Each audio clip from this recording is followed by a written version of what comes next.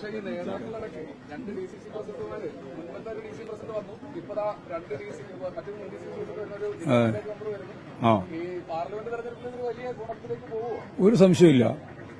കേരളത്തിലും വലിയ മാറ്റം ഉണ്ടാകാൻ പോവാണ്. കോൺഗ്രസുകാർ വലിയ നേതാക്കന്മാരുൾപ്പെടെ കേരളത്തിലാവുമ്പോഴേ ഇടതുപക്ഷ പ്രസ്ഥാനത്തോടാണ് സഹകരിക്കുന്നത്. മറ്റ് ഇന്ത്യൻ സംസ്ഥാനങ്ങളിൽ ഇപ്പോൾ അശോക് ചൗഹാൻ ഉൾപ്പെടെ BJPയുമായിട്ട് ബന്ധപ്പെട്ടിട്ടാണ് പോയത്. കോൺഗ്രസുകാരുടെ ഏറ്റവും പ്രമുഖ നേതാവാണ്, മഹാരാഷ്ട്രയിലെ മുഖ്യമന്ത്രിയൊക്കെയായിരുന്നു. കമൽനാഥ് ഇപ്പോൾ അതിന്റെ പടിവാദത്തിൽ ഇങ്ങനെ നിൽക്കുകയാണ്. അപ്പുറം പോകണോ ഇപ്പുറം പോകണോ എന്നുള്ള രീതിയിൽ നിൽക്കുകയാണ്. പക്ഷേ കേരളത്തിൽ ഇടതുപക്ഷ ജനാധിപത്യ മുന്നണിക്ക് വലിയ രീതിയിലുള്ള പിന്തുണയാണ് മതനിരപേക്ഷ ഉള്ളടക്കമുള്ള ജനങ്ങളിൽ നിന്നുണ്ടാകുന്നത്, അതിന്റെ നേതാക്കന്മാരിൽ നിന്നുണ്ടാകുന്നത്.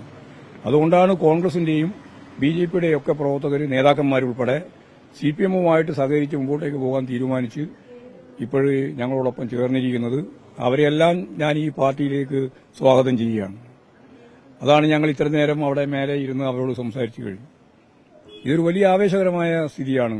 പത്തനംതിട്ട പാർലമെന്റ് നിയോജക മണ്ഡലത്തിൽ ഇടതുപക്ഷ ജനാധിപത്യ മുന്നണി ഒരു വലിയ വിജയം നേടുമെന്നുള്ളതിന്റെ ആദ്യത്തെ പ്രഖ്യാപനമാണ് ഇന്നത്തെ ഈ ബഹുമാനപ്പെട്ട നേതാക്കന്മാരുടെ ഇടതുപക്ഷ ജനാധിപത്യ മുന്നണിയിലേക്കുള്ള പ്രവേശനം. സർപ്രൈസ് സ്ഥാനാർത്ഥിയായിരിക്കുമോ പത്തനംതിട്ടയിൽ?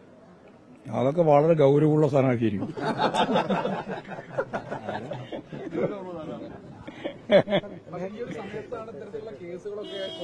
കേസൊന്നും ഞങ്ങൾക്ക് പ്രശ്നം. നിങ്ങൾ പലതും കൊണ്ടുവരും, അതൊന്നും ഞങ്ങൾ മറുപടി പറയാൻ പോകുന്നില്ല.